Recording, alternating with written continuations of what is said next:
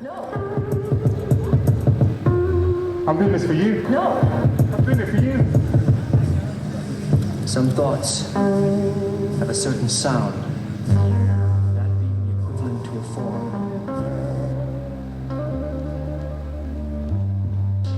My name's Elevai and I'm a musician. I've always been into music, I've always loved music. It's been on and off, but in the last year I've really, hammered it. I've been all over the country doing it. Now, greatness comes to those takes, so I guess I'm definitely taking. While the system's shaking, just the thought has got them quaking. Why did I start performing on the streets? Because I hate control. So I decided to take to the streets because I wanted to develop myself and the streets is the hardest place to play. We're all switched off and you've got to switch them on, so it's great ground to learn. Performing is my passion. Playing on the streets isn't my passion. It's just the avenue, it's just an outlet. On a Saturday, there's in excess of 300,000 people walk down this street. And that's the kind of level of people I am playing to all day. I come early before people are here, and I'll stay all day. Beyond, go past myself, till my legs are hurting.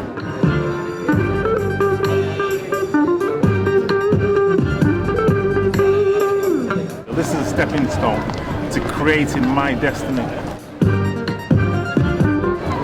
But I will, build a really successful career from this street. Oh, thank you. Now making you serious, I thought.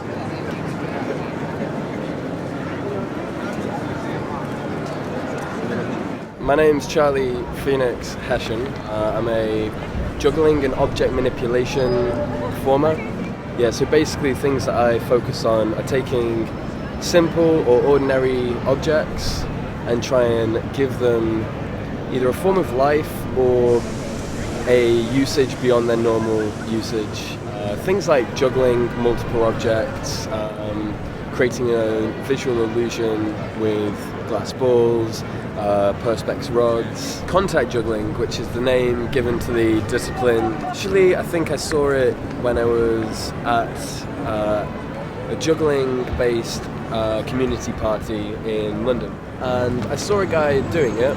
I was fascinated and stood and watched him for about 10 minutes, went over, asked him a few things, and he showed me a couple of optical illusions that you can create with a clear ball. It took me then probably about a year and a half to get anywhere close. I've now been doing this for about 4 years and I've found my own avenues to research. I identified that I needed my own unique way of approaching the object. I've always really enjoyed dancing and I've been trying to take as many classes for the last 5 or 6 years as I can. So I'm really trying to fuse it with that. Been looking at a lot of movement-based disciplines and ideas, and yeah, I'm always just trying to learn and develop new and fresh material. About 2 years ago I started doing street entertainment. One of my friends suggested that I should go and busk with a clear ball, and I went out with him a couple of times. I kind of worked with him for a few days, saw how he did it, and then yeah, I've been out pretty much every day that I've not had a prior booking.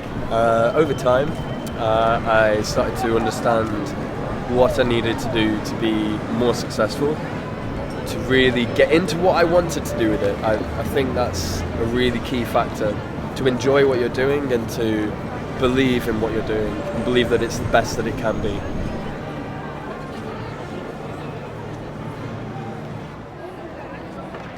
We are professional freestylers. No, we all met through freestyle. I got into freestyle by watching videos on YouTube and just practicing my back garden from there.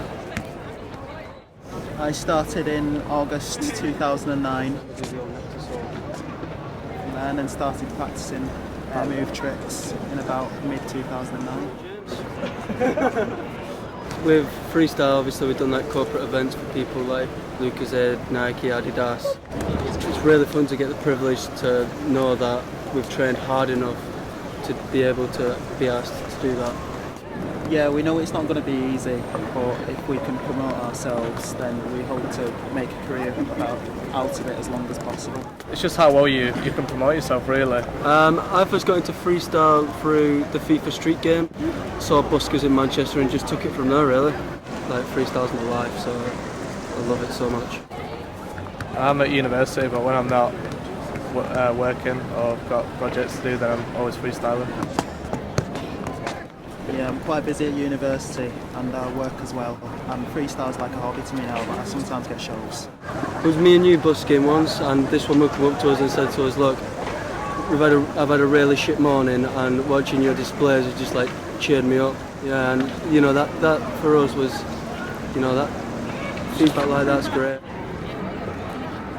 It's undescribable, to be honest.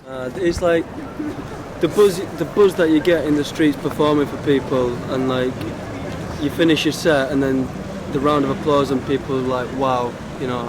It's just, you just get a good feeling inside that you've made someone happy. Like. Hi, my name is Nico and I'm a street magician.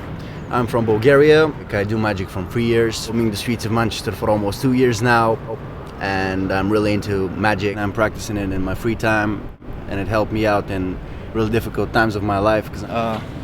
I'm gonna try to guess it now. Is it the King of Diamonds? Is it? Yeah. That's actually half of the trick. This is the easy part. It's hard. Back home it's hard to be a street performer because everybody likes to check everything and nobody's a believer out there. We put the king at the bottom. From the bottom, put it to the top. From the top, stick it in the center. Turn this one around to show that this is not your card, yeah? This is not yours, yeah? Yeah. This is called the world's fastest card trick. 1, 2, 3. That's sick.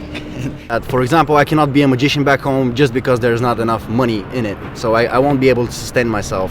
So that was actually a dream that I just put it on, like, behind me, because like I didn't believe that I'm gonna do something about it, and I didn't think that I would be actually able to develop myself. But here I am today in Manchester for the second year doing magic on the streets. Show it to the camera, show it to everybody. Don't show it to me.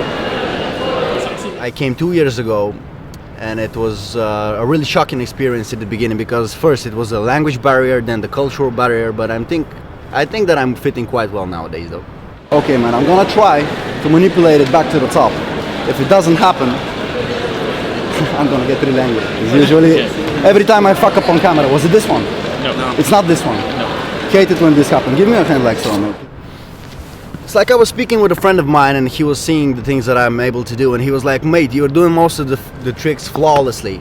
And I'm like, "Yeah, so what about it?" And he's like, "You can go on the streets and you can perform for people and you can make a lot of money." And I didn't believe him at the beginning, but like, yeah, I made 70 pounds for one day, and I was like, yeah, nice one. So it kicked off till then, since then. This is the king that you chose. I got it wrong with the 3, yeah? Yeah. Check this one out. If I reverse time and bring back the 3, can you check in your hand for me, please? What the fuck? Is it? Yeah. Is it? Yeah. Okay, awesome. I think it will take me a lot of time and effort to actually do something with this and develop it, and actually one day being enough to sustain myself. I'm actually hoping to pursue a career in magic, but I don't think it will happen. It's not enough just to be seen. Like, it's not enough people just to know that you're good. They have to see you being good. You have to be everywhere. And it's like music. For example, you don't like one song, you listen to it 10 times, and then you start loving it. The same thing. As long as they see you, they'll love you. That's the thing. I was actually intending to stay here in the beginning, but as I'm seeing how the things are going, and I don't think that they'll develop in the best of my interests, so I'll continue doing magic, but I don't think that I'll be able to stay here, because I just won't be able to sustain myself. But I'm not letting my dream go though. I'm still working on it. If the magic doesn't work out for me, I can always go and freestyle. That was actually the first hobby that I started with. I'm freestyling in my own language in Bulgarian, so if one of the things doesn't work, I can always do the other thing. Хип-хоп икона, майстора на микрофона. Всяко фекем си пред мене, само с глас ще го изгона, защото някои са разбрали, а други сега разбират. Никой римата воде кара ги да колабират. Излизат неподготвени, спотници пълнапомпани, мислят си, че са готини, просто са bad company. Рими на криво сложени, всеки ги пита, можеш ли на микрофони кожени, пели са те, може би. Виждам параноята в хората, фасарите на сградите и всичко тихо мълком пак се прави зад оградите, кът мишки сме навсякъде в каналите.